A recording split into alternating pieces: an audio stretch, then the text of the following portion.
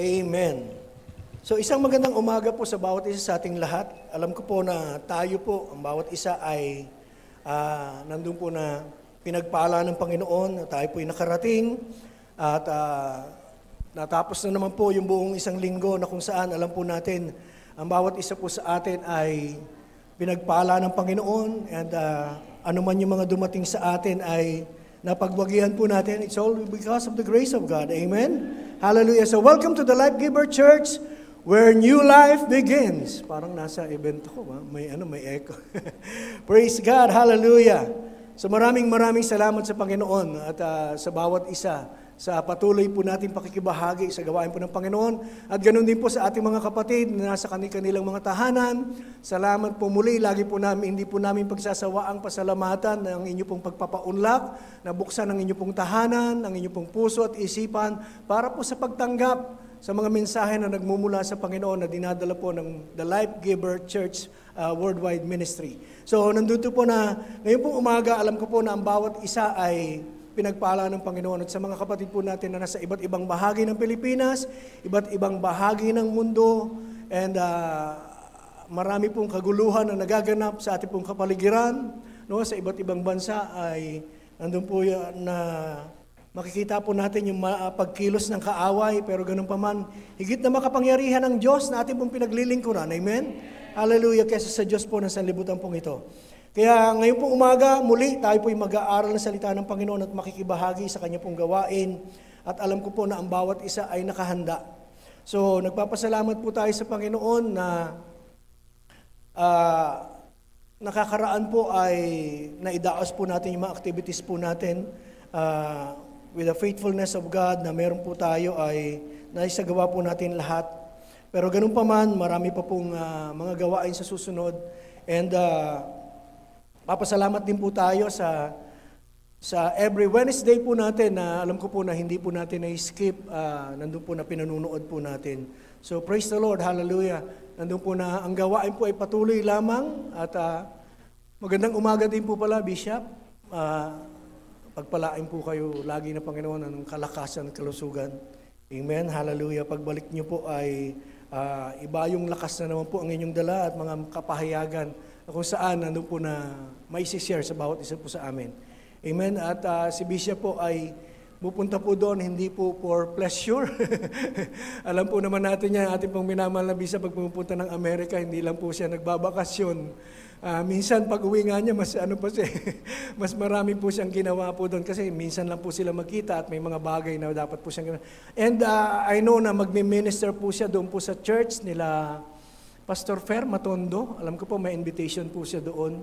So, praise God. At malamang yan, pag nandun naman po siya at nabalitaan ng mga kapatiran na nandun po si Bishop, ini-invite po siya sa iba't ibang churches. Kaya, yun po. At yung layo lamang po ng biyahe ng lugar ng kanyang mga kapatid sa isa't isa ay malayo na po. Kaya talagang nakakapagod din. Kaya, praise God. Hallelujah. Salamat sa buhay ng ating Bishop na kung saan pagbalik po noon na excited at marami pong mga naipon pong mga mensahe na kung saan maibabahagi sa bawat isa atin. But for now, let us just bear each other's presence. Amen. Hindi po, alam ko po na nai-enjoy po natin sino man ang tumayo po dito sa kalagitnaan. Amen. Hallelujah. And we have been blessed last Sunday. And I know that God will bless us every time na kung saan tayo po magsasama-sama at mag-aaral ng kanyang salita. No? Sa ilalim ng kanyang kapangyarihan, nandun po yung anointing na kung saan ang bawat isa po sa atin ay mabe-bless. Amen? Hallelujah. So, wala naman pong iba pang announcement. Mamaya na lamang po siguro yung iba. And siguro po dumako na po tayo. Ngayon din po ay third Sunday, so ginagawa po natin yan, not on a ritual way, at yung thinking, kundi ginagawa po natin yan upang alalahanin po ang ginawa ng Panginoon. Dapat nga po everyday, you know? Sabi nga, marami pong lingkod ng Panginoon at maraming mga Kristiyano din ang gumagawa nito sa kanilang tahanan, na sila lang mismo nagko-communion. Araw-araw, no, sa paggising nila, habang kumakain ng pandesal, kape, pwede pong gamitin. So praise God, hallelujah. Ay, salamat po. Praise the Lord, hallelujah. So ngayon pong umaga, tayo po'y mag-aaral ng salita ng Panginoon at mamaya po makikibahagi po tayo sa banal na hapunan. Amen?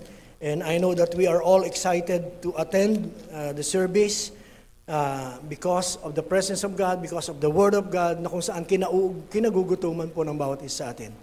Amen? So, if you are ready, I am ready. At basahin po natin ang ating pong mga Bible. In the book of Psalms 37 verse 3.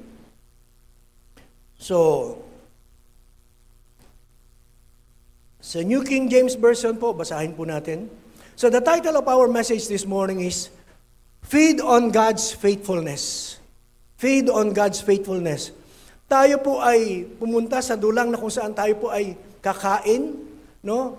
Nagmumula doon sa katapatan ng Diyos sa ating pambuhay. Nagmumula sa Kanyang grasya. So tayo makibahagi, no? At inihahanda ito ng Panginoon sa atin, mga salita.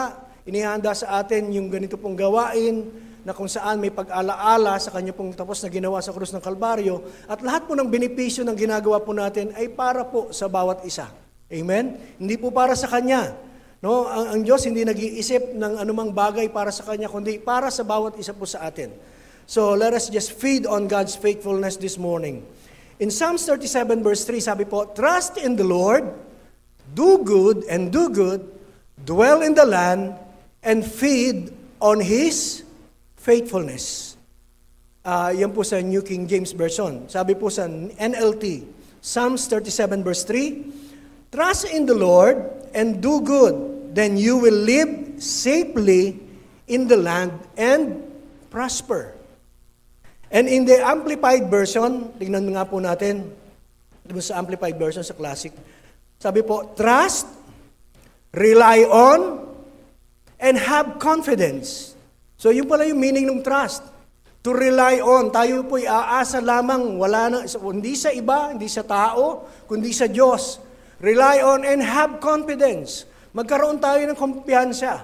Magkaroon tayo ng 100% pagtitiwala, walang pag-aalinlangan sa Panginoon. No, sabi po, trust, rely on, and have confidence in the Lord, and do good. Sabi po, dwell in the land, and feed securely. So, minsan, may mga pagkakataon, sabi nga natin, dumarating tayo sa punto na yung madalas na biruan, kapag paubos na yung bigas, ano po sinasabi natin? Las Vegas na. Las Vegas na. Huling saing na lang no, ng bigas, kaya Las Vegas. Sabi po, dwell in the land and feed securely. Sabi po, sa kanya magmumula yung provisions ng pagpapala natin. So just dwell in the land and feed on His faithfulness. Alam niyo po, magugutom ang sanlibutan ng mga anak ng Diyos, hindi pa babayaan. Amen? We will feed on His faithfulness. No, sa katapatan ng Diyos, hindi maaring yung kanyang mga anak, pabayaan niya. So, hindi maaring yung mga anak niya ay nagugutom, samantalang ang mga tao sa sanlibutan, naglulungad na. Yung mga anak ng Diyos, naglalaway pa lang. Parang gano'n. Nakaka-relate dito yung mga pastor, hindi. Kasi minsan yan, nagkausap kami gano'n. May mga probinsya po, may mga lugar na kung saan gano'n sila. Yung kasi yung iba, di ba, pag may handaan, di ba, parang yung iba daw, naglalaway. Ibig sabihin, pag nakapila ka pa, wala ka pa dun sa kuhaan ng buffet. Yung iba, naglalaway, di ba? Pero pag yung iba, habang yung iba naman, habang nakapila ka, nandun na. Naglulungad na daw kumakain. Ibig sabihin, busog na. Busog na. Pero sabi po, sa katapatan ng Panginoon, hindi niya maaring yung kanyang mga anak ay isang tabi at hindi po ipagkaloob yung pangangailangan ng bawat isa po sa atin. Amen? Hallelujah. Just feed on His faithfulness. Kakain tayo. No, because of His grace, kahit na minsan ay sabihin na natin, ito yung aming kalagayan. No. Hindi po concern ng Panginoon sa kahirapan o sa kung ano man yung mga kalagayan natin na naghihirap tayo ngayon. Ibig sabihin, hindi siya naapektuhan. Kasi meron siyang kayang gawin sa sitwasyon na meron po ang bawat isa sa atin. So, we will feed on God's faithfulness this morning. At gusto ko lamang pong paalalahanan ng bawat isa at siguro minsan somehow para po illustration po natin. Sino po dito yung kumakain po sa mga buffet? yung mga eat all you can eat. Ngayon, marami na po, no? Marami nang yung dyan sa kung saan. No, meron ngayon, yung may 339 na ano po, yung ang tawag dito, yung mga meat, ano ba yung tawag nila? Di ba, shabu-shabu, yung isa, ano po? Mga samgyup, no? Samgyup yun. Marami na ngayon, maraming nagsulputan po mga business na ganyan. So, di ba nakakatakam? At tayo mga Pilipino, makikita natin ang kultura talaga ng Pilipino, mahilig talaga tayo sa pagkain. No? At magbabayad tayo, last time po, since nakaraan po kasi, yun lang yung mga pagkakataon na kami po yung magkakasama siguro, nai-enjoy po namin yung blessing ng Lord. Yung birthday po ni Ate Shirley ay nasa Mega Mall po kami. Tapos, yun lang po yung celebration eh. At minsan po walang ganon.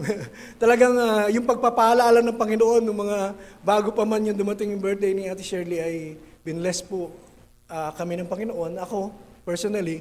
So sabi ko, siguro it's time for us na mag-bonding naman sa pagkain sa mga ganong restaurant. Kasi hindi naman tayo palagi, siguro mas madalas turo-turo kaysa sa yung mapupunta po tayo sa ganon. So nagtanong po ako sa Sambukojin.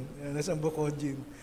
Nakita mo sa labas, 778 ang pag halimbawa, pumunta ka, nagpa-reserve ka, one day before, 778, pero alam ko yung 778, ano lang yun eh.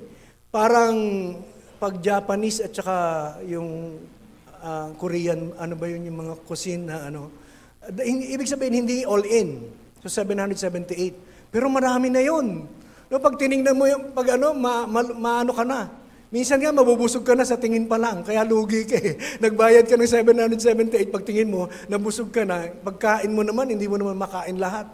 At wala naman talaga magagawa ng negosyo na ganun yung presyo, tapos nandun lahat, sino ba makakain nun? Kaya ba natin kainin lahat? Siguro, tagi-isang piraso siguro. Pero mahirap kainin. So, nandun po na, talagang, sabi ko, pero marami pong naka-reserve at marami pong mapasok. Tapos sabi ko, paano po kami walk-in? 1,088 yata, parang ganun, 1,000. Sabi ko, yung may birthday, libre na po yun, di ba? Libre naman ganun eh. Sabi ko, 1,000. Sabi ko, parang medyo malaki pa rin di ba? Tingnan natin sa dads, parang ganun ba? Ano ba yun? Parang di ba? Parang nag-hopping ka, yung kainan. So, punta naman kami sa dads. Ganon din pala presyo. Ganon din ang presyo. Then, sabi ko, food court na lang kaya tayo. Hindi naman, ayoko naman ng food court. Pero marami sana, sabi ko, pag nandun tayo sa food court, marami tayong kakainin. Sabi ko, di ba, sa Mbukojin, pagbaba mo, Tongyang. Ayun doon, mas mura doon. 700 lang, 700. So, mas mura, pero hindi nga lang kasing, siyempre, gano'n naman eh. Pag mahal ang presyo, may pagkakaiba kaysa dun sa mga pati yung quality ng food. Siyempre, yung karne nila talagang iba-iba yun. At saka, sa Tongyang, walang steak, walang lamb chop, walang mga, yung beef na talagang, yan ang kinakain namin nila Pastor Hill. So, doon po kami. Di ba, napakasarap ano kaya, isipin natin kung libre. Ganun ang handaan. No? Sa isang birthday o sa isang lugar na pupuntahan natin, ganun ang handaan. Ano kaya yung mararamdaman natin? Lalo na kapag mahilig kang kumain. Di ba masarap? So, i-enjoy mo talaga yung bawat pagkain. No, i-enjoy mo yung lahat, yung lasa ng mga kakainin mo, titingnan mo talaga. So, tayo po, madalas yan, may mga handaan. Birthday sa atin, tapos yung Pasko at saka yung ano. And I remember one time, nung maliit pa yung mga anak po namin, tapos tinuturuan pa lang sila mag-pray. Si Denzel po, minsan pinag-pray namin ay, siyempre, di ba, babanggitin ng mga bata yung mga kung ano yung handa di ba? So, pag nagpe-pray ng gano'n, tapos didila at titingnan niya, Lord, salamat sa spaghetti. Ini-isa-isa yung binabanggit yung lahat ng mga nandun. So, ganun kasaya. At lalo na kapag nasa kahapagkainan tayo, dyan na po nabubuo yung mga plano. Amen? And even yung mga pagkakataon na kami po, as a family, pag kumakain, manang sabay-sabay, nandun po na minsan, di ba, may tawanan at may na-brought up sa usapan na masaya. Minsan nagkakanda, nahihirinan ka dahil sa pakakatawa. Hindi naman unethical yung pamilya naman kayo kumakain, nagsasalita. Talaga naman nag-uusap habang, pero hindi yung, talagang yun, di ba, yung sinasabi natin na hindi magandang ethics siya kapag kumakain. Dapat, don't speak when your mouth is full. Number one, ano yun. Pero, ibig sabihin, kahit na kumakain ka, masarap pa rin nag-uusap yung pamilya. So, nandun po na pinag-uusapan yung lahat ng bagay. So, lahat ng stories, lahat ng yung mga masasarap na pagkain, and we talk about even the goodness of God. No, na pag-uusapan natin yung kabutihan ng Panginoon doon sa pagkainan. And hanggang ngayon, naalala po natin na sa tuwing lang tayo po ay nagkakatipon at yung pamilya ay nagsasama-sama, masayang ano po yun, senaryo. So, dito po sa ating pong binasa, Psalms 37 verse 3, sabi po, trust in the Lord and do good, dwell in the land and feed on His faithfulness. Dito po sa passage pong ito, ay pinapahayag ng mga awit yung dakilang katotohanan sa bawat isa po sa ating lahat. Na meron po tayong spiritual food na dapat pong i-enjoy. Kung nai-enjoy natin yung mga pagkain in the natural, at doon po sa mga literal na kinakain po natin, sabi po, mas mainam na ma-enjoy natin yung pagkain na inihahain sa atin ng Panginoon. Amen? Hallelujah! So, spiritual food is just as real and important as natural food. So, lagi natin narinig yan, di ba, kung paano natin pinakakain yung ating pong mga sarili na mga pagkain sa natural, at paano natin pinangangalagaan, di ba? Yung iba, tinitingnan pa yung label. Di ba, kung mataas yung ganito, hindi nila kakainin. No? May mga ganyan, mga conscious.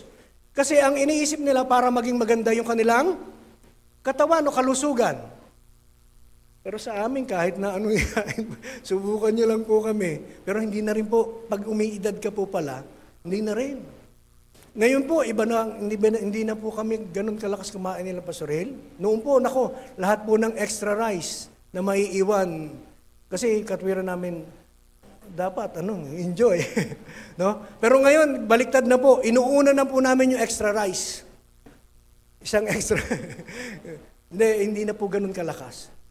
Pero nandun po na, kasi conscious ka na rin sa kalusugan mo. Iniisip mo na, teka, dapat medyo yung sobra ay hindi magiging maganda. So, kinokontrol yung pagkain.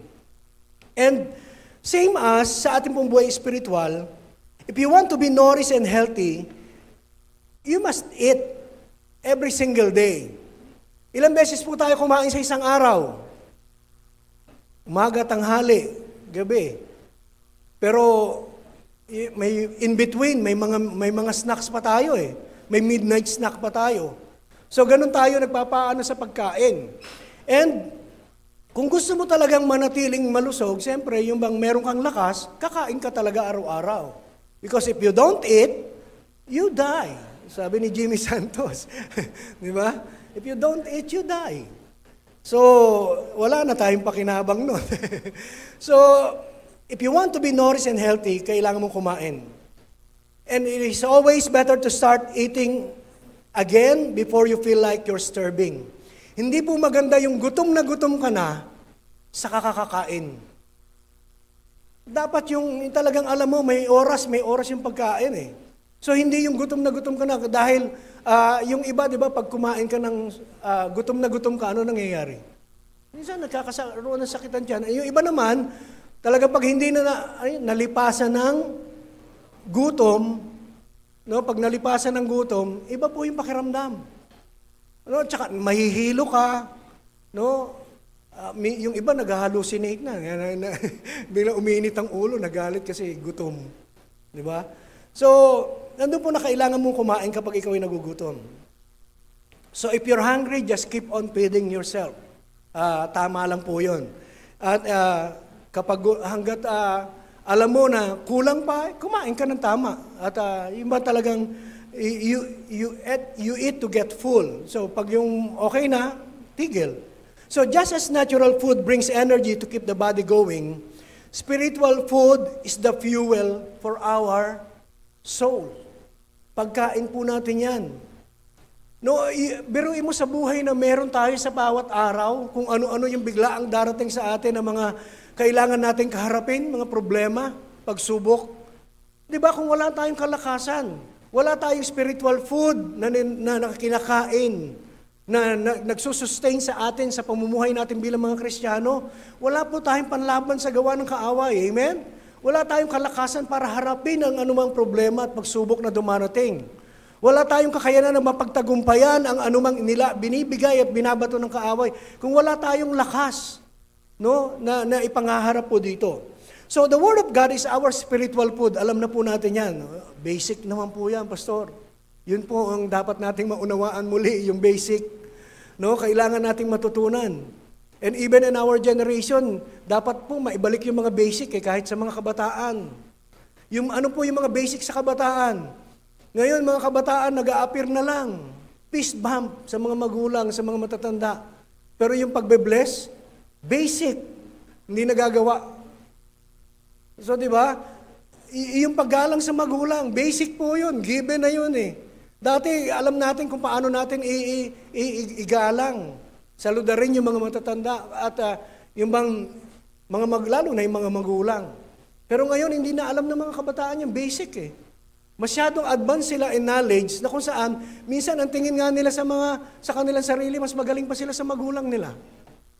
Which is dapat ibalik po natin. And even in the Word of God, yung mga basic na pinag-aaralan po natin, yan po yung pundasyon. At kung wala yan, wala tayong tutungtungan. Matutumba po tayo. No, at hindi po natin maisasagawa pa yung mga malalalim na mga katuruan na sinasabi ng Panginoon, kapahayagan, hindi natin madadigest kung wala po yung mga basic foundational teachings na narinig po natin. So the Word of God, pahalagahan po natin. The Word of God is our spiritual food. In Jeremiah chapter 15, ito po yung sinasabi. Jeremiah 15 verse 16. Sa King James Version po sabi po, Thy words were found, and I did eat them. And thy word was unto me the joy and rejoicing of my heart, for I am called by thy name, O Lord God of hosts. So, sa ibang salin po sa Message Translation, sabi po, When your words showed up, I ate them, swallowed them whole. So, kinain niya ng buo. Parang halimbawa, nilagay ka dun sa Bukojin, sa kung anumang buffet na table na kung saan libre yung kumain. Di ba, pag yung nakita mo at nandun yung pagkain, malamang lantakan mo lahat. Nung kakainin mo eh. Sabi po, ang pinag-uusapan po natin, Word of God. Pero si Jeremiah, sabi niya, when your word showed up, I ate them, kinain ko. I swallowed them. So sabi po, thy words were found and I did eat them, and your word was unto me the joy and rejoicing of my heart. Tayo po ba kapag nakakarinig ng salita ng Diyos, napupuno tayo ng kagalakan? Amen. No, kung tayo po ay anak ng Diyos na nagmamahal, sinasabi natin, we are disciples, we are learner, we are student of the Word of God. Yung word na bawat salita na naririnig po natin, nandun po na nagbibigay ng kagalakan sa ating pong mga puso. Amen? Nagbibigay ng pag-asa, nagbibigay ng galak, nagbibigay ng kalayaan, no, sa ating pong mga puso.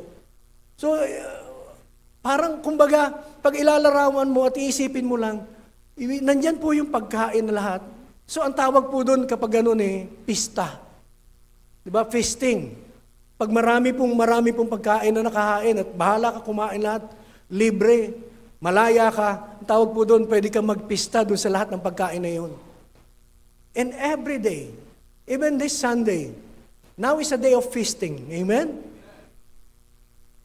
Nakahain po ngayon ang mga salita ng Panginoon, spiritual na pagkain. Yung lahat ng bagay na ginawa po natin, yung pagpupuri natin kanina. No, lahat po ng yan ay pagkain po sa ating pong kaluluwa. So tayo po ngayong umaga ay magpista sa kanya pong salita, sa kanyang katapatan. At nandun po na, if you always eat, ano nga sabi, yung mga junk food, di ba? Kasi marami na pagkain ngayon. Noon po, walang gaano. Ako naman, naabutan ko rin po naman noon. At ngayon, mahilig pa rin sa, minsan kapag di ba masarap yung bangus eh. Yung maliliit na tigpipiso, yung bangus, gano'n. Sarap kainin. Ako gusto ko yung boy bawang. Gusto ko yung, minsan Dana, meron bang, may tinda bang seb-seb doon? Alam niyo ba yung seb-seb? Yung mga kaedad ko lang makakaalam ng seb-seb at mga nauna pa sa amin. Yung mais na tapos may cheese yun, di ba? Dati kasi, kapag magbebenta ka ng bote, yun din ang binibigay. Pag hindi cheese curds, yung parang seb-seb. Yung corn, So, mahilig pa rin po naman ako minsan. Hindi na ganun ka, dahil alam mo naman yung resulta, ano naman yung benepisyo ng junk food. Pero sa mga kabataan, mabili po yan. Pero, di ba, tayo po mismo, mga magulang nagsasabi, huwag kang kumain ng junk food. Kasi it will give you no nourishment, walang lakas dyan, walang pagsigla ang katawan, kasi masarap lang sa panlasa. Pero yung ibubunga sa'yo, hindi lagi, no? Hindi magiging maganda. So, imaginein po natin tayo, binibiyayaan tayo ng Panginoon ng spiritual food, which is the Word of God, na pinagpipistahan po natin every time na tayo po yung magkakasama, magfe-fellowship. Tapos ngayon, you would settle for a junk food. Alam nyo, kahit po Word of God minsan, pag nanood po kayo sa YouTube, di ba, sa TV, may mga nagsasalita doon, pero as if junk food yung kinakain mo eh.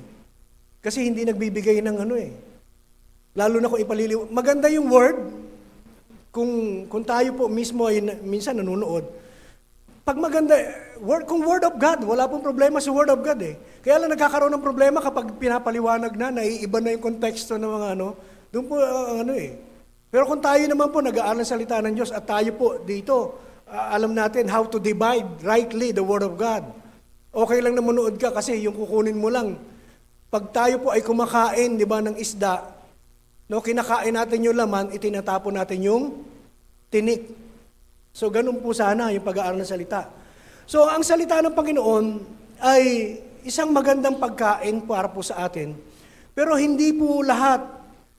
Marami kasi yung iba, junk food. Pero kapag ikaw ay kumain ng gulay, di ba, yan tinuturo sa atin.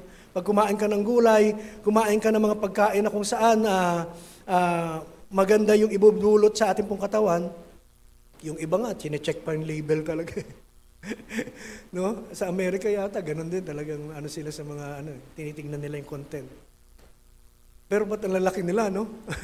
At hindi rin, wala rin nasa tao minsan ng pagdidisiplina sa sarili. So, the quality of the food that you will intake, that you will eat, will determine the quality of life, or quality of your physical body. Sabihin na natin, kung ano yung kinakain mo ay magpapahayag, magdedetermina kung ano ang uri ng kalusugan magkakaroon ka. Kung puro junk food ka, malamang pagdako pa roon. Sinasabi lagi ni Bishop sa funeral, di ba, yung sinabi ng doktor, medical doctor, na ang mga kabataan ngayon na umiidad ng 20, gano'n, ay hindi na po aabot na matagal sapagkat sa kinakain po natin, marami synthetic, maraming hanggang 50 na lang daw. Di ba? Hindi, sabi nga ni Bishop lagi, hindi naman tayo naniniwala doon sa sinasabi ng doktor na yun sapagkat ang tanging nakakaalam ng tatagal ng ating pong buhay, walang iba kundi ang Panginoon. So, nandun po na,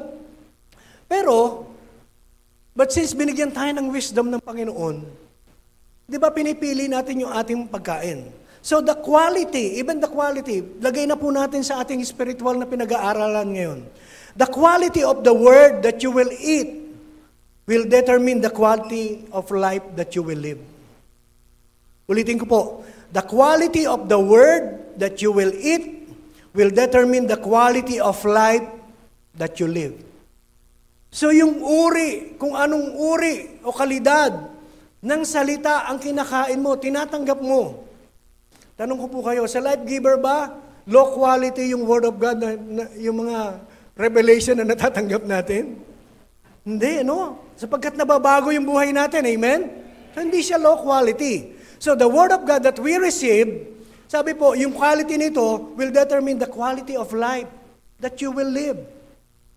Kung natanggap mo maayos na salita, kapahayagan na nagmumula sa Panginoon, lalo na mensahe ng kanyang kagandahang loob, ng biyaya ng Diyos, kung yan yung tinatanggap mo, yun din yung kalidad na o uri ng buhay na magkakaroon ka ngayon at sa hinaharap. Ibig sabihin, magiging maayos. Kung maayos yung tinatanggap nating salita, maayos po nating pinamumuhay din. Sabi po, yun ang magdedetermine na maayos na pamumuhay. Sabi, right believing will produce right living. So parang ganun din po ito. Yung uri ng salita, natatanggapin po natin will determine the quality of life that you will live. Hallelujah. And I am fully persuaded and I can testify na dito po sa The Life Giver Church ay quality po yung word na tinatanggap po natin because it comes from the Lord directly na binibigay sa bawat isa po sa atin. Kasi hindi po namin sasabihin kung hindi natin ipinamumuhay. Hindi natin sasabihin kung hindi mo nararanasan, hindi ito yung ginagawa mo sa buhay mo. So, how you eat is just as important as what you eat. Hindi po mahalaga lang yung kain ka ng kain. Ang mahalaga din, ano ba kinakain mo? No, ano ba yung kinakain mo? At yung mga messages po natin, sometimes, napakababaw, paulit-ulit tayo, grasya ng Panginoon. Yung iba sasabihin, ano ba naman yun sa Life Giver? Puro grace, puro grace. No? Yun naman talaga eh. Lahat ng meron po tayo ngayon, puro grace. Sabihin mo nga sa katabi mo, lahat ng meron ka ngayon dahil sa puro grace na tinatanggap natin sa Panginoon. Hallelujah! So, iyan po ang katotohanan. Kaya, nandun po na, yung pinakamagandang kain daw, ayon po sa mga doktor, ay yung pagkain na kung saan uupo ka dun sa table, at it doesn't matter yung manner ng pagkain po ninyo, yung iba nakataas ang paa. Di ba, habang kumakain, yung typical na Pilipino noon, pag inalalarawan sa pagkain, lalo na yung mga nasa, yung bang average na pamumuhay, di ba, nakataas ang paa ng tatay, nakaganon. No, pwede, wala pong pipigil sa inyo na gawin po yun. Pero ang maganda po, habang kumakain ka, yung talagang, yung uupo ka, tapos sa pagkain mo, sa bawat pagsubo mo, yung ninanamnam mo, at nilalasahan mo ang iyong kinakain. Amen? Sino dito yung kain ng kain, yung pagkasubo, lunok? Meron po kaming ganyan, ako po may kakilala, mga kaibigan ko po noon, ng mga kabinataan, mga teenage, pag gabi po sa looban namin, kailangan merong magtatanod. Nagbo-volunteer kami. Kasi alam namin, libre, may budget, libre ang pagkain. Pero kami rin po magluluto. May mga pagkakataon po nagluluto po kami lang. May kabarkada po ako na kahit po yung kumukulong lugaw, kaya niyang kainin.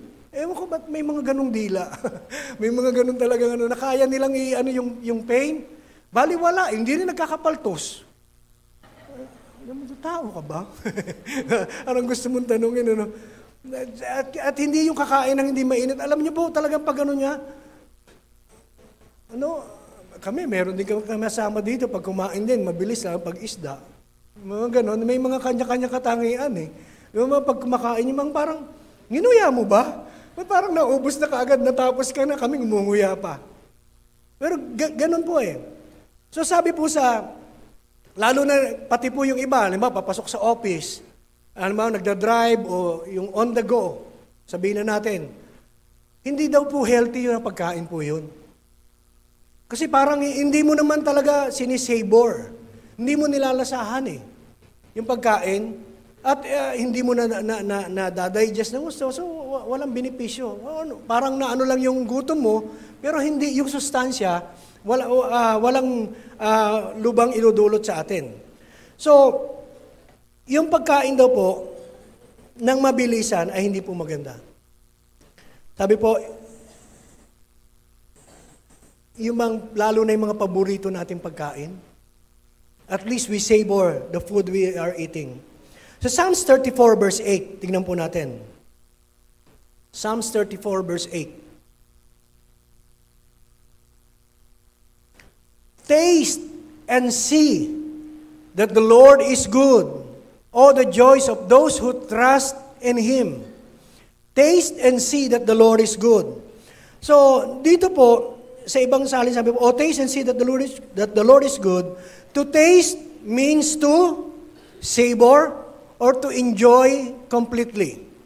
Sabi po, to taste and see that the Lord is good. Taste. Yung taste po doon, ang ibig sabihin is, sabi po, it means to savor or to enjoy completely. Yung lalasahan mo siya. Yung nanamnamin mo. Di ba? Marami po tayo narinig. You have to chew. Yung bang properly kapag kumakain ka. Tapos habang nginunguya mo, ninanamnam mo yung lasa. Kasi anong saysay ng pagkain? Ang ganda-ganda pa ng kulay, yung mga sarsa. Tapos ang dami-daming nilalagay ng mga spices. Tapos pagkain mo, ganun lang, lunok. Tapos pag tinanong ka nung nagluto, ano lasa? Ha? Ubus na eh. Pero hindi mo, teka, pengi pa nga ulit, hindi ko nalalasahan. Yung pala, pero nalalasahan yun. Pero di ba pag kumakain tayo, mas mainam po, yung talagang nilalasahan natin. At yan po yung sinasabi ng salita ng Diyos. No, patungkol sa dapat na maging pag-uugali natin sa pagtanggap ng salita ng Diyos. Sabi po, taste. We have to savor. We have to enjoy. No, sabi po, enjoy the Word of God completely. Amen. Ganon din sa pagkain. Kung sa pagkain nga, ini-enjoy natin, nilalasahan natin in the Word of God, taste and see the Lord is good. No, savor, lasahan natin, and enjoy completely the Word of God that we are receiving. No, saan man tayo magkakasama, nag-aaral ng salita ng Panginoon. We shouldn't rush through our time with the Lord. So, paggising mo sa umaga, huwag tayo nagmamadali. O kaya maglaan tayo ng pagkakataon. Hindi po under the law po ito. O sabihin, balik na naman tayo dun sa early morning prayer. No. Under grace, dapat nga, hindi madaling araw eh. Sa pagkakataon na nagising ka at medyo na pinapaalala sa iyo ng Panginoon na makipag-usap ka sa Kanya, makipag-usap ka. Pero hindi po tayo nagsiset ng time. Pero ano na sinasabi, pinapaalala po sa atin, it's part of our discipline as Christians. Na sa gising natin sa umaga, meron tayo, sino po dito may mga early morning devotion o nag-quiet time tayo o pagkakataon natin na mag-aral na kayong salita o kung anong oras man. Di ba, hindi, mas mag-inam na kapag kumakain ka, kapag nag-aaral ka ng salita ng Panginoon, nilalasahan mo. You savor and you are enjoying it completely. Habang nagbabasa ka. Lalo na kapag nasa presensya Kanya, sumasamba ka. The presence of the Lord is not to be endured. It is to be enjoyed. Minsan kasi halimbawa, may pupunta sa church, kung 2 oras tayo, at medyo, di ba, alam ko po naman ako din, nung bago akong Kristiyano, ganyan din ako. Hanggang ngayon, minsan, may mga pagkakataon, di ba, binibigyan ng tagapagsalita ng 2 oras. Pag yung malapit, tingnan mo na yung orasan. Diba, titingin ka doon sa nagtuturo. Alam po namin yun. No? Kasi alam namin na aware kayo sa oras. Pero di ba, minsan may mga pagkakataon, alam nyo bakit po sumusobra sa oras minsan, di ba nag-overtime tayo? Ako, nag-overtime. Si Pastor Rositas, nag-overtime. Minsan si Bishop, nag-overtime. Why? Ayaw namin palagpasin yung pagkakataon na ma-miss out ninyo yung pagkain na gustong ihain ng Panginoon sa inyo. Na gusto namin, teka, hindi ko sasabihin sa susunod na lang, hindi pwede. Alam niyo po, kami po ang medyo hindi makakaroon ng kapayapaan hindi ko sinabi, pinasabi ng Panginoon, yun yung mensahe niya eh. Kaya nagkakaroon po ng di ba, umihingi sa atin, pwede ba 5 minutes? Di ba? Pwede bang 5 minutes pa? Kasi alam niyo po, masasayang yung hinain, masasayang yung iniluto. No, kung hindi lamang po itatabi lang, ilagay na lang sa rep. Nako, makakalimutan natin yung Word of God. Kami din po, kapag sa susunod na iba ng kapahayagan na naman, pero ako'y paalala. Pero at that time na meron pong pinasasabi ang Panginoon, gusto nating sabihin Kaya minsan may mga pagkakataon, kahit time na, talagang gusto mong sabihin. So mag-i-extend ka. So sa pagkain po natin, sa salita ng Panginoon, Ano po, sabi po, we shouldn't rush through our time with the Lord. Like a di ba yung drive-thru? Yung daan ka na McDo, daan ka Jollibee, nagmamadali. Kailangan, hindi ako nakapag-almusal, daan ka.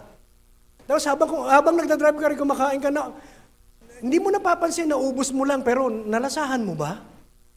Na-enjoy mo ba yung pagkain? Kesa doon sa pagkakataon na kung saan titigil ka, uupo ka sa lamesa, at talagang yan, yung focus mo sa pagkain at that time. Uunahin mo muna. No, i-enjoy mo. Ganon din po sa Word of God. Ganon din po sa mga bagay na may patungkol sa Diyos. Hindi lamang po yung pag-aaral ng salita, yung pag-worship natin. No, yung prayer time po natin. Na-enjoy pa ba natin yung ating pong pakikipag-converse sa Panginoon? Masarap pong kausap ang Diyos. Lahat may sense. Kasi minsan marami tayong kausap, nonsense. No? May mga kausap na para lang for the sake na may kausap, kwentuhan, pero wala namang ano yung pinag-uusapan. Minsan, kung saan-saang mga wala pong masama doon. It is our way of socializing with others. Pero nandun po na may mga pagkakataon, lalo na sa atin, bilang mga Kristiyano, when it comes to the Word of God, when it comes to sa mga bagay na patungkol sa Diyos, let us give time. No, magbigay tayo ng oras. At hindi lamang tayo magbigay ng oras, ibigay po natin yung puso at isip natin. Doon sa kung ano yung ginagawa natin. Kung nagpe-pray ka, you pray. Na ang focus mo nasa Panginoon. Kapag nagme-meditate ka ng Word of God, you enjoy. Lord, ang sarap naman itong pagkain na to. Diba? Ang sarap. Ako, nararanasan ko yan kasi nakikita, na-witness ko yung mga kalalakihan dito every first and third Saturday. When they share the Word of God na natatanggap nila personal sa Panginoon, parang pagkain na, meron akong nabili doon, pagkain, masarap, ito. At i-enjoy, sa kalagitnaan, isi-share yung Word of God. Nakikita mo yung excitement sa mukha nila. Nakita mong na-enjoy nila yung mga revelations na tinanggap nila sa Panginoon at ibinabahagi nila para kami naman na nakikinig din, parang natatakam kami. And once na digest namin, tinanggap namin, kinain din namin, we are filled with joy and gladness in our hearts. And our hearts getting on fire. Na talagang patuloy na maglingkod sa Panginoon, magtiwala sa Kanya. So, give time. Sabi po, we shouldn't rush through our time with the Lord. He is not to be endured, He is to be enjoyed. No, kailangan nating i-enjoy ang Panginoon. Hindi, teka, 2 oras na 9 na. Diba? Sana matapos na. Pero Word of God yung sinishare eh. Pagkain yun. Para bang hinahainan ka, tinatanggihan mo yung pagkain. Sabi po, ang tumatanggi sa grasya, lumalabo daw ang mata. Hindi mo totoo. Hindi naman lalabo ang mata nyo. Pero, di ba, hindi mo mai-enjoy. Meron sanang gustong sabihin ng Panginoon sa iyo personally, right at that time na i-deliver yung salita. Kaya lang, hindi ka nakapokus, hindi mo ini-enjoy yung salita. Hindi po natin, mamimiss out po natin. Kaya every time, give time. No, sa lahat ng bagay na ginagawa po natin para sa Panginoon. And, hallelujah, I want to enjoy God completely in my life. Amen? I want to enjoy God. And I want to encounter His presence. Kayo ba, yun po yung puso nyo? Lord, I want to encounter Your presence. Every day every time na magkakasama tayo, yung praise and worship time, that is the best time. Tayo po at ang Panginoon, wag nating alalahanin yung katabi po natin. Kaya madalas sinasabi ng mga praise leader, pwede pong kalimutan muna natin yung ating katabi. Even si Bishop sinasabi, kalimutan natin ating katabi. It is the time na kung saan tayo at ang Diyos. We go to God for a relationship. No, nandun tayo para sa isang relasyon na kung saan ini-enjoy po natin. Kaya yung praise and worship, I want to encounter His presence. Sabi natin, under grace, nasa atin na naman ang presence ng Lord. God is with us. Yun nga ang masakit eh. Kasama na natin ang Diyos, pero hindi natin siya nai-enjoy. No, hindi natin siya nai-enjoy sa pagsamba, sa pagpupuri, sa pag-aaral ng salita, sa pananalangin, sa mga bagay na spiritual na ginagawa po natin. So, hindi excuse yun. Hindi. Yung presence of God nandito na sa atin. Ang Holy Spirit nasa atin na eh. Oo nga, yung Holy Spirit nga, madalas na sinasabi ni Pastor Rositas, pinapaalala. Yung kasama mo araw-araw, parang asawa mo, hindi mo kinakausap. O yung kasama mo, mahal mo sa buhay na nasa loob kayo na isang tahanan, nag-iikot-ikutan kayo doon, pero hindi mo kinakausap, healthy ba yung relationship? No. Pero yung isang tahanan na kung saan walang bukang bibig, kundi kamustahin ng isa't isa, magtawanan, magbanding, di ba? Nag-grow yung intimacy nila and even yung nagiging closely knitted and at the same time, nagiging united na kahit na anong dumating na mga pagsubok, hindi mo maitutumba. Lalo na sa pamilya. No, we do not have a perfect family. Pero kung ang pamilya natin nagkakaisa, lagi may communication, lagi po nag-uusap sa mga bagay-bagay, maliliit na bagay. Sabi nga, ngayon, ang mga kabataan, somehow, meron pa rin, ikaw na yung lumalapit as parents, halimbawa, sabi mo, maging open sila. Hindi ganun ka-open eh. Hindi sila lahat. Hindi lahat isasabihin sa'yo, yung nararamdaman nila. Ako po noon, naabutan ko pa yung panahon na kung saan yung relationship mo sa tatay mo malapit eh. Pati crush mo, nasasabi mo sa tatay mo eh. Pati yung binasted ako, nasira ko yung dingding namin, binasted ako ni Ate Shirley noon. Alam ng tatay ko. Sabi sa akin, walang nasabi sa akin ng tatay, sabi niya, "Hoy, ang gwapo mo. Manligaw ka sa iba." Talagang totoo, sinabi naman. Ibig sabihin, ano yung gusto ko sabihin doon? Yung relationship ng tatay sa anak, ako kaya kong sabihin lahat. Alam ng tatay ko yung pinakamadilim na bahagi, parte ng buhay ko. Kasi, although minsan, may mga pagkakataon, kaya ako nasasabi, lasing ako. Pero at least nasasabi ko pa rin. Pero may mga pagkakataon, hindi po ako lasing na talagang pinagpapayuhan niya ako, nagkakausap kami. Ganon yung relationship. Kaya naman, hallelujah, hindi po ako naging ganun kasalbahe. Na marami po akong contemporary talagang napalis talaga. Pero lagi ako merong binabalikan yung pangaral. Pangaral ng magulang. Why? Because na-enjoy ko yung mga pagkakataon na kami nagkakausap. Na naging open ako sa Kanya. And even in our relationship with the Lord. No? Let's just be open. Kahit na, no matter yung emotion, hindi, may tampo ko. Gusto malaman ng Panginoon, ano laman ng puso mo? May tampo ka sa Kanya, sabihin mo. Wala namang mawawala. At pag sinabi mo yung tampo mo sa Kanya, hindi Kanya pagagalitan. Hindi niya sasabihin, ikaw kasi, tigas ng ulo mo eh. Hindi Kanya i-condemn. Bagkus, yayakapin ka ng Panginoon. Amen? And with the word, na galing sa Kanya, i-comfort ka niya. Palalakasin ka niya. Amen? So, yun po yung sustansya na meron tayong relationship. Meron tayong, yung lagi yung desire ng puso natin, Lord, I want to enjoy you completely, Lord God. So, wala muna yung iba, Lord, ikaw lang to ngayon. I want to enjoy your presence. Lord, yung nakikinig ako ngayon, ikaw muna to. Gusto kong mapakinggan ang tinig mo na nangungusap sa akin. So, yun po yung ninanais ng Panginoon. Laging, yung magkaroon ng encounter tayo sa Kanya. Press encounter. Alam niyo, hindi yung press encounter yung biglang magliliwanag yung kwarto mo, tapos may anghel kang makikita. Hindi naman po ganun. Ibig sabihin, yung bang, sa Word of God, nagsasalita siya eh. Nung nangungusap siya, kapag alam mong ikaw yung kinakausap, mararamdaman mo yun. Spirit to spirit na nag-uusap sa inyo. God is a spirit. Tayo po, hindi naman natin kaya makipag-converse sa Kanya in our, yung human state na talagang lang. Hindi po. But because of the Spirit of God na nasa atin, yun po yung nakikipag-ugnayan sa Kanya. So, yun po yung ninanais po natin. At doon po, kung ang pagkain po ay hindi dapat nirarush, may mga kilala ba kayong yung mga vlogger?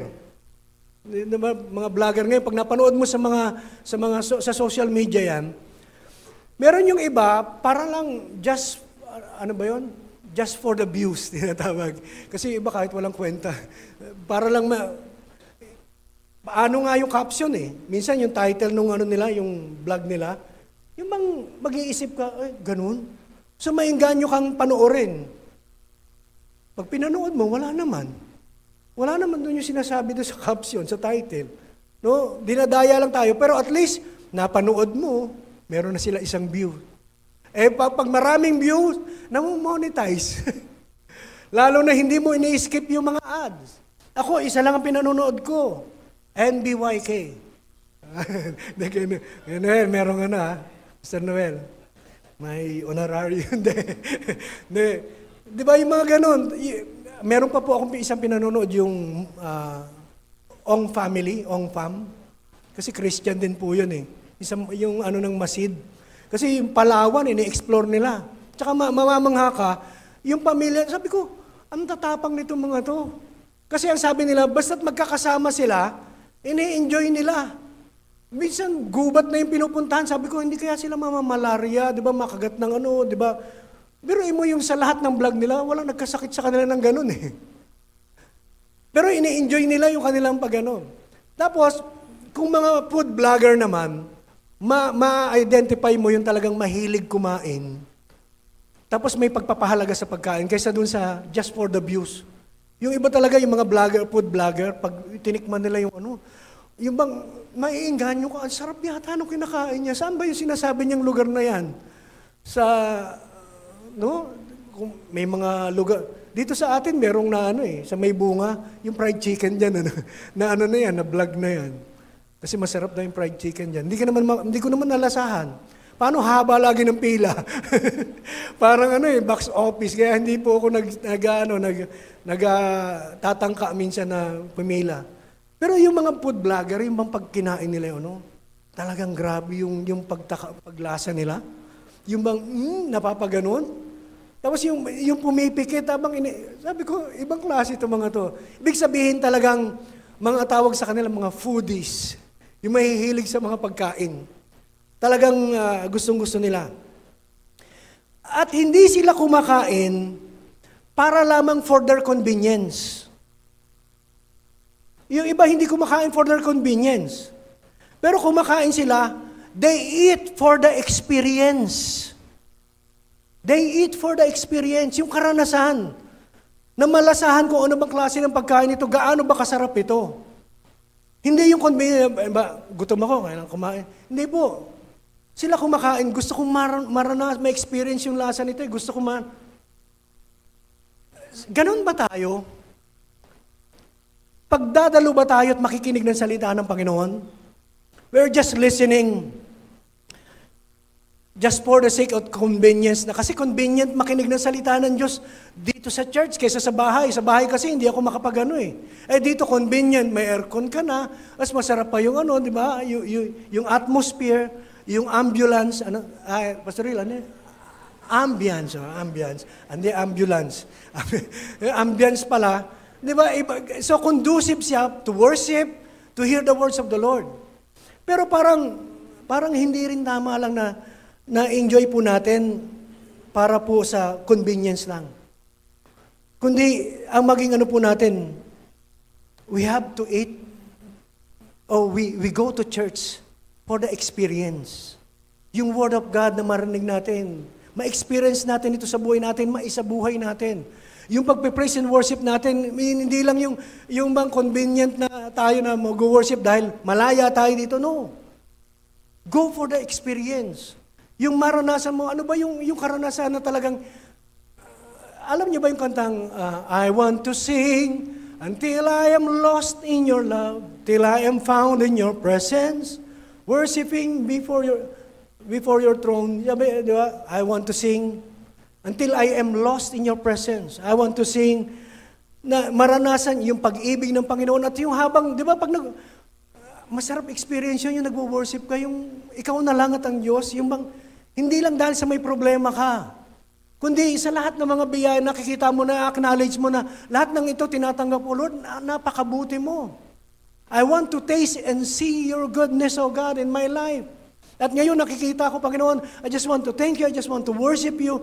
Hanggang sabi nga po, till I am lost in your love. Yung bang wala ka nang malamang gawin, kundi na-overwhelm ka ng pag-ibig ng Diyos. As you worship Him, as you read His Word, nandun na, yung bang, hallelujah. ang sarap ng pakiramdam na yung iiyak ka dahil sa kagalang, Lord, hallelujah, ano ba naman tong salitang to? Ano ba ang pangako ito na binibigay mo po sa akin? Ano ba naman karanasan ito? Di ba? Na-experience ko ngayon na habang nag-worship ako, parang malayang-malaya ako and hallelujah, yung bang intimate nung ating yung bang conversation.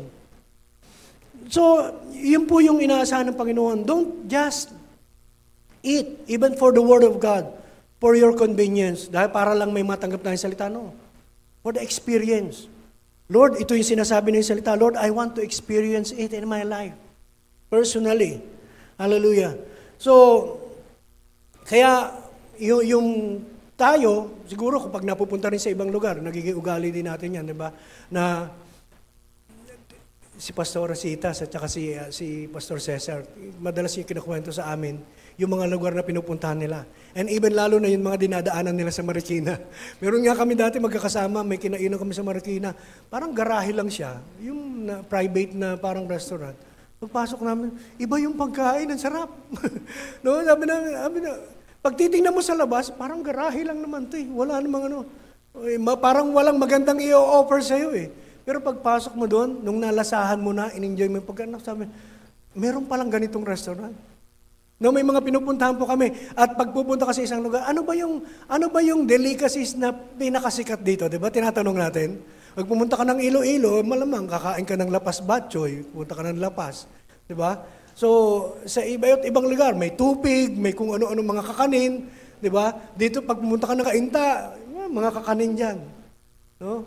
Kay hallelujah, kilala pa natin yung mga inaalam natin. So, ginagawa po natin yan. And the food tastes so much better to us.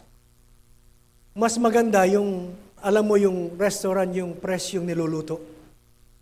No? Eh lalo na kung, alambawa, farm to, magmula sa farm, ay nandun po na iluluto sa atin, maganda yun.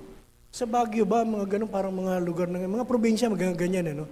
Yung may mga, sila dyan, minsan nga, napunta kami sa may Palaya, dito sa may, lang yan, bandang, Tanay. So dati po, nag-overnight po dyan ng mga women. Meron po doon na may mga tanim kasi silang mga gulay.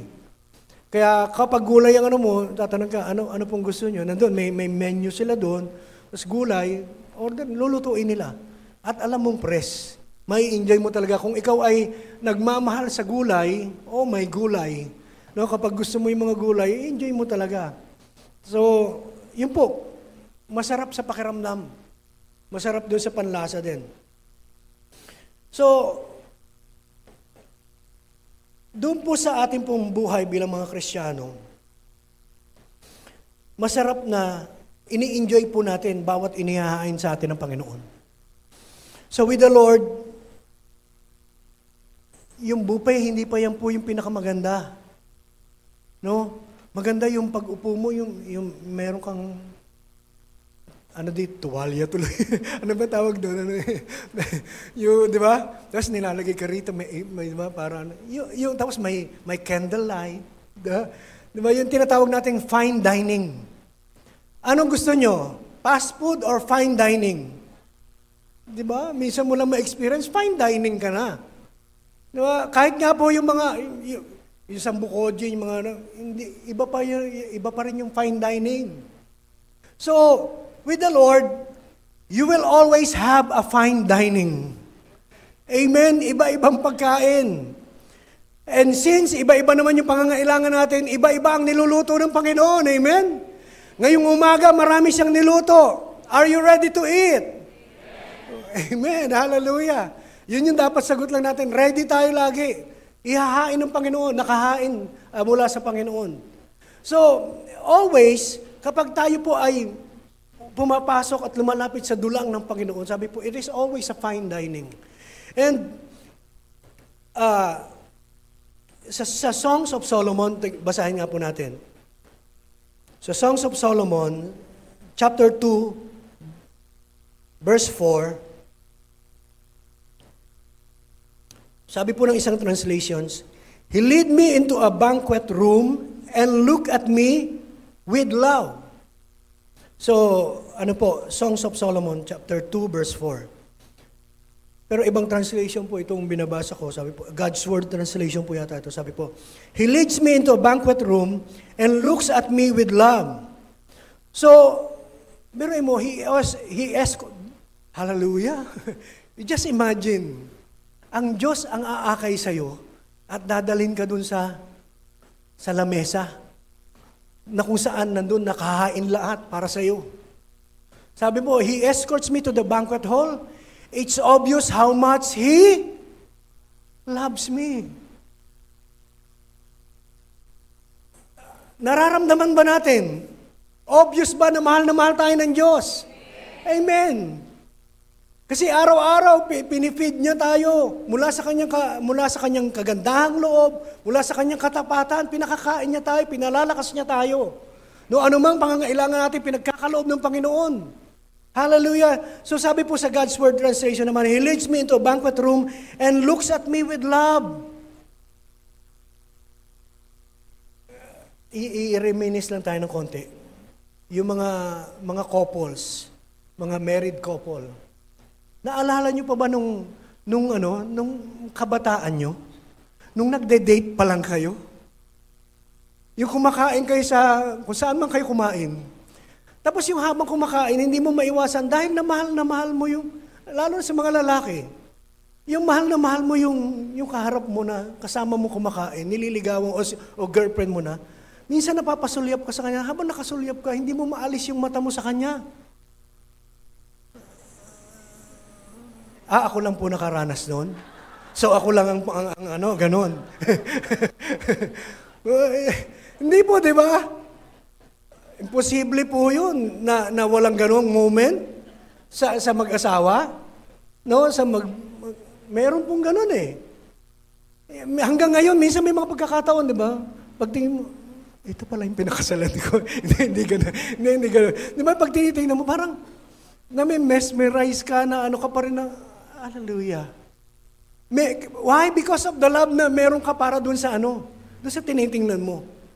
Sabi po ang Panginoon ganyan, habang ini-escort niya tayo sa banquet hall, hallelujah, naglalakad pa lang tayo. Bawat araw, ibig sabihin parang yung banquet hall, sabihin na natin yung bawat araw ng buhay po natin, ini-escortan tayo ng Panginoon, sinasamahan tayo, hindi niya tayo iniiwan, hindi niya tayo pinababayaan. Sabi po, it's obvious how much He loves us. Parang imagine mo lang na ako nagtatrabaho o kaya gumagawa sa isang mga nakatingin sa akin ng Panginoon at concerned siya sa kung anong ginagawa ko. At yung bang pagkailangan ko ng tulong, parang nandyan siya lagi para tulungan ako. So it's obvious how much He loves us. So He leads us into a banquet room and looks at us with love. So before you will even approach His table, ngayong umaga, since po tayo makikibahagi, although hindi lamang po dito, pero ngayong umaga, since tayo po ay makikibahagi sa banal na hapunan, bago pa lang po kayo pumunta kanina nung sa mga nakakaraang araw pa, mahal na po kayo ng Panginoon. No? Mahal na tayo ng Diyos. Ang ngayong umaga, yung pangangailangan mo, yung bang gusto kong umatin kasi gusto ko katugunin ng Lord yung prayer ko. Kinatugon na po ng Panginoon. Sapagkat mahal na mahal tayo ng Diyos. Amen? Hallelujah! So, ini-escort niya tayo araw-araw. If you are always conscious of your sin and mindful of insecurities, sabi po, malamang hindi tayo lumapit. Di ba ganyan po yung ugali natin dati? Ang minsan, nadadala pa rin natin, pag yung tayo po ay nagkakaroon ng guilt, ng condemnation, na ginawa ng kaaway ikaw, nagkasala ka na naman, gumawa ka na naman ng hindi maganda. Ayan tuloy, dapat, hindi ka karapat dapat na tumanggap ng blessings. Kung ganyan po yung kalagayan po natin, hindi tayo lalapit. If we are always conscious of our sin, and if we think we don't measure up sa standard ng Panginoon, ako, binigo ko na naman ng Diyos, nagkasala na naman ako, nakagawa na naman ako hindi maganda.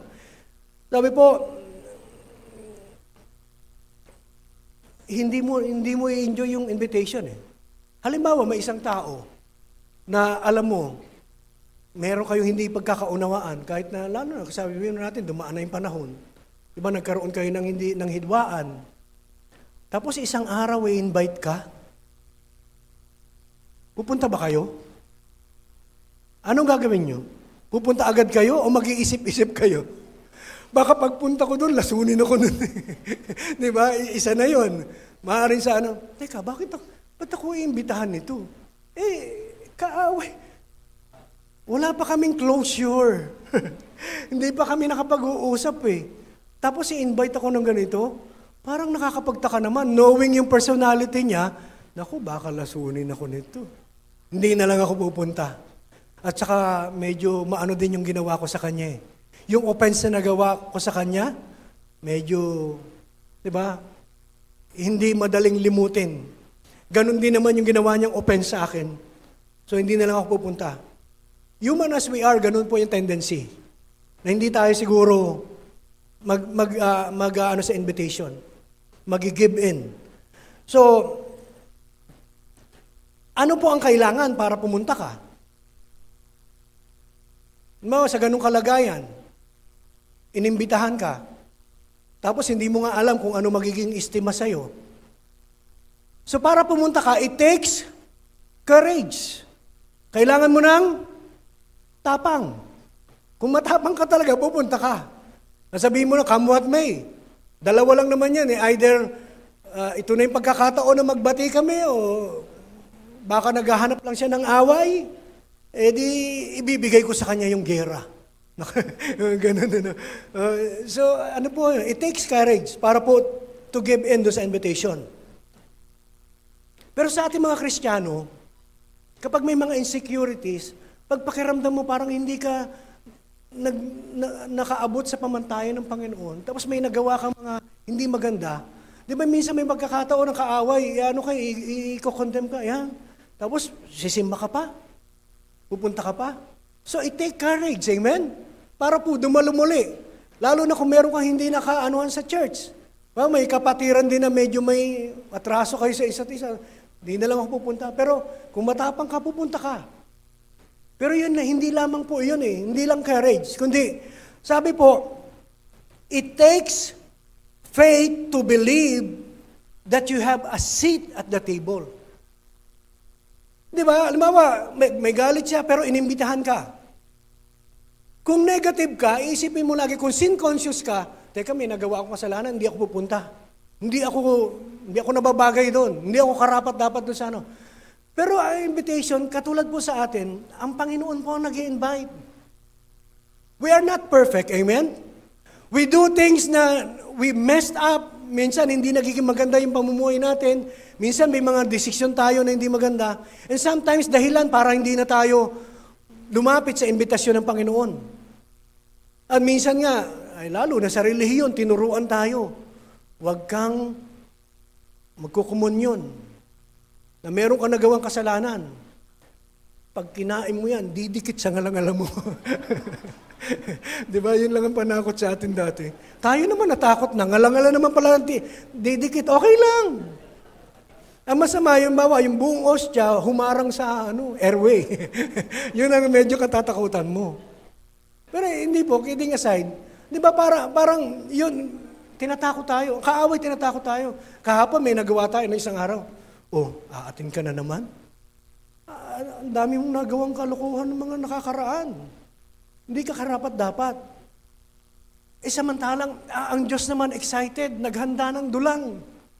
Nandito po yung buffet, banquet table. Ini-escort pa tayo habang tinititigan tayo ng may pag-ibig. Anak, baliwala yung mga nagawa mong kasalanan. Kinalimutan ko na yon. Ikaw na lang ang nag-aalala ng mga ginawa mo. Ako, hindi na. I remember your sins no more. Pinatawad na kita. Kaya anak, halika, kumain ka sa dulang. Pero nandun po na nagre-resist tayo. So it takes faith to believe that you have a seat at the table. Lagi mong isipin, katulad kung halimbawa, yung may kaaway mo na nag-imbita sa'yo, kaysa maging negative ka, magkaroon ka ng pananampalataya, hindi, pagpunta ko doon, meron akong isang upuan na nakareserve sa akin. At nakalagay naman sa invitation, I have reserved one seat for you. Hallelujah. So doon pa lang sa invitation, nilalagay na yun, di ba? So sigurado may uupuan ka doon. Lalo na sa presensya ng Panginoon. Lalo na sa dulang ng Diyos na inihahanda sa atin. No, walang hold sa atin yung kasalanan. Hindi yun ang dapat maghumila sa atin para hindi tayo lumapit sa Panginoon. Hindi yung mga kahinaan natin, hindi yung mga insecurities natin, hindi yung mga failures natin sa buhay ang dapat pipigil sa atin. Because it takes faith to believe that God has a seat for all of us. Amen? Merong upuan. Anak, pag hindi ka dumating, nakalagay doon, naku, wala yung anak ko. Sayang yung nandun. No? Pero meron pa namang ibang ang Diyos ay Diyos ng mga pagbiyaya. Pero ganun pa man, yung araw na yun sana, nung nandun ka talagang, hallelujah, yung inihanda ng Panginoon na espesyal. So, as you open the door to His banquet room, nandun po na, you will see Jesus with His arms open wide and with a smile in His face. Just imagine, yung papasok ka sa isang banquet, na inimbitahan ka ng Panginoon, pero meron ka inhibition. Lord, marami ko. Lord, hindi ako karapat-dapat. Sabi ng Panginoon, come as you are. There's nothing you can do to make Him love you more. Nothing that you've done could open and close the door. Di ba yung lagi natin kinakanta? Sabi, walang nagawa ka na pinakamalala na magiging dahilan para itaboy ka ng Panginoon. Yayakapin ka pa rin ng Diyos. Sabi ng Panginoon, lumapit ka lang. You are always welcome at the table. Hallelujah. Maging sa atin pong banal na hapunan, you are always welcome to partake. Ang sinasabi lang dito naman, ang requirements lang kung para makibahagi, alalahanin po natin ang ginawa ng Panginoon sa krus ng Kalbaryo. Lahat ng kanyang ginawa para po sa bawat isa. At pasalamatan siya. Yun lang naman Hindi sinabing dapat, pag nakibahagi ka, dapat banal ka. Na-misinterpret po Na-misunderstood po yung Word of God. So, ngayong umaga, sinasabi ng Panginoon, move on and take your seat. Lapit po tayo. Kahit sa bawat araw, hindi lang ngayon. So, He will never hang our sin over our head. His banner over you is love. Hindi po yung papaalala niya sa iyo yung kanyang galit, yung kanyang pagkadismaya dahil meron kang nagawa. Kundi ang sabi po rito, pag-ibig ng Panginoon. His banner over us is love. So sa Message translation po ng Song of Solomon, chapter 2, verse 4, sabi po, all I want is to sit in His shade, to taste and savor His delicious love. Sabi po ng Songs of Solomon, sabi niya, all I want is to sit in His shade, to taste and savor His delicious love. He took me home with Him for a festive meal, but His eyes feasted on me. Yung binasa natin kanina, sabi po, ang gusto lamang po dito po sa Songs of Solomon, sabi po, is to sit in His shade, para po malasahan yung kanyang napakasarap na pag-ibig. And He took me home, inuwi siya ng Diyos at sabi po, for a festive meal. Para sa masarap na pagkain. So ngayong umaga, yung naririnig niyo po ngayon na pagkain na niluto at ang mga nakahain pa, si Jesus po ang master chef. Ngayong umaga si Jesus po ang master chef. Siya po yung naghanda ng lahat ng kakainin natin. No, lahat ng narinig niyo ngayon na pagkain sa spiritual po natin, sabi po, ang Diyos po, ang Panginoong Jesus, ang nagluto po nito. He is the master chef ng ating pong pagkain. So, He has spent all of His time in the kitchen preparing the perfect meal for us. Magmula nung kanyang earthly ministry hanggang sa kasalukuyan, lahat ng panahon niya, ginugugol niya sa paghahanda ng masasarap na pagkain para sa bawat isa sa atin. Para magbigay ng nourishment sa atin, magbigay ng kalusugan sa atin sa spiritual na kalagayan. So, biruin mo po yan. In fact, sabi po, He slaved over it, took stripes just for us, and went to the cross just for us, laid down His life just for us. Binigay niya yung kanyang buhay para sa bawat isa sa atin. Pumunta po siya personal, sinabmit niya yung kanyang sarili para pumapako sa krus ng Kalbaryo. Para bayaran yung lahat ng ating pong kasalanan. He did all the work. Amen? Para hindi na tayo gumawa, kundi siya na yung gumawa. Tinapos niya na. And now, matapos niyang gawin ng lahat ng iyon, kumbaga matapos niyang lutuin ng lahat ng pagkain na iyon, na ating pong pagsasaluhan, at gagamitin po natin sa pang-araw-araw nating buhay. Nandun po na ngayon ang sinasabi po niya, it is finished. Parang si Pastor Hill lang yan pag nagluluto niya sa amin. Pagkatapos na't naihain na, sisigaw na po yan, attack! Ibig sabihin, kainan na. Pero sa ginawa po ng Panginoon, mula noon, nung kanyang pagkabata, hanggang sa pagtungo niya sa krus ng Kalbaryo, hanggang sa kanyang kamatayan, at pagkabuhay na maguli, nagluluto po ang Panginoon ng masarap na pagkain para sa bawat isa. At sinabi niya, when he was hung on the cross, it is finished. Naihain ko na. Come and eat it. Get it. No, yun sinasabi ng Panginoon, kainin nyo. May sinabi ba, teka, initin mo ulit. Niluto niya na, inihanda niya na eh. Sabi niya, it is finished, binayaran ko na lahat. Ano na ang gagawin natin ngayon? You believe it. Yung finished work ng Panginoon, paniwalaan po natin at kainin po natin yung bawat biyaya, enjoy po natin completely sa buhay po ng bawat isa. Amen? Hallelujah, palakpakan po natin ang Panginoon. So, now there sits before you this, yung inihain ng Panginoon na pagkain, alam niyo po ba kung ano? A dish full of healing. A dish full of joy. O kumbaga, para sa pagkain mo, meron kang isang bandihadong, pero sa limitless sa Panginoon eh. A dish of healing. Sabi po, a pitcher of joy. So praise God, hindi po iced tea. A pitcher of joy. Sabi po, a plate of peace. Plato ng kapayapaan. So doon po nakalagay yung mga pagkain, a platter of protection and prosperity. So ganyan uri po ng pagkain ang binibigay po ng Panginoon, kapayapaan, pag-ibig, kagalakan, bunga ng Banal na Espiritu Santo. Yan po yung mga malalasahan natin sa dulang na inihain sa atin ng Panginoon. Ang tanong, will you come and eat? Invited po tayong lahat. Kakain ba kayo? Amen. Hallelujah, yun na lang po yung gagawin natin. By grace through faith. So, sabi po, let us just enjoy. Kaya ngayong umaga, tinatanong na ng Panginoon, lalapit ka ba? So, grace sets the table. Dahil sa biyaya ng Diyos, nandiyan po, inihain na sa ating mga pagkain. Ano po ang kailangan ngayon? Ano po yung kakain? Faith eats. Sabi po, ang kakain nun yung pananampalataya natin. Ibig sabihin, nandiyan na yung biyaya lahat, nakain na. Yung grasya ng Panginoon. Ngayon, kung meron kang pananampalataya, na ikaw ay kabahagi at meron kang isang seat dun sa table na yon, kakain ka. You will enjoy every meal and you will give thanks unto the Lord for the blessing of the finished work of the Lord Jesus Christ. Amen? Hallelujah. So, grace sets the table. Ang biyaya ng Diyos ang naglaan ng lahat ng ito.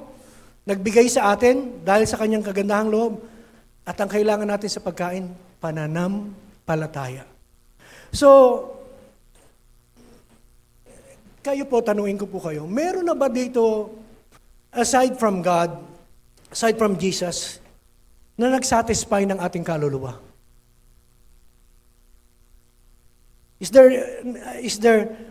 Do you found something on earth that satisfies your soul? Di ba marami tayong hinahanap? Marami tayong gustong mangyayari sa atin. Marami tayong frustrations, di ba? Dati, minsan, dumarating din, may mga pagkakataon pa rin ngayon. Sabi po, yung ba magsasatisfy ng kaluluwa natin? Yung magsasettle sa atin na sinasabi natin, okay na ako dito, payapaan ako. Ang tao walang contentment eh. Ano sabi na? Marami tayong hanas sa buhay. Sabi ng mga kabataan niya. No? Marami tayong gusto. And when pag hindi natin natanggap, nadi-disappoint tayo. So no one can satisfy the longing of our hearts except for Jesus. Amen? At ngayon, nakahain na lahat, ginawa niya na. Niluto niya ng lahat. So He's the only one who can satisfy and still leave us hunger for more. More of God, more of Him, more of His grace. No, makontento tayo sa ibang bagay, pero doon po sabi po, sa Psalms 107 verse 9, sa NIV, sabi po, for He satisfies the thirsty and fills the hungry with good things. For He satisfies the thirsty and fills the hungry with good things. Iba naman sabi, under grace na tayo, hindi na tayo nauuhaw. Sapat na ang Diyos because He is the living water. Pero alam niyo po, may katotohanan din na ang bawat mga bagay sa sanlibutan pong ito araw-araw, earthly things has make us drying. Kahit na gaano tayo, kalagi sabihin na natin, matagal na tayo sa Panginoon, gaano na tayo ka-matured, may mga pagkakataon na ang kaaway naghihintay lang ng isang maliit na butas para makapasok sa atin, para papanghinain po tayo. At nandun po na, hallelujah, as if spiritually nagugutom at nauuhaw pa rin tayo. But sabi po sa Psalms 107 verse 9, for He satisfies the thirsty and fills the hungry with good things. Walang bad things na galing sa Diyos. He satisfies us with good things. Pag may mga bagay sa buhay mo na nagbibigay sa iyo ng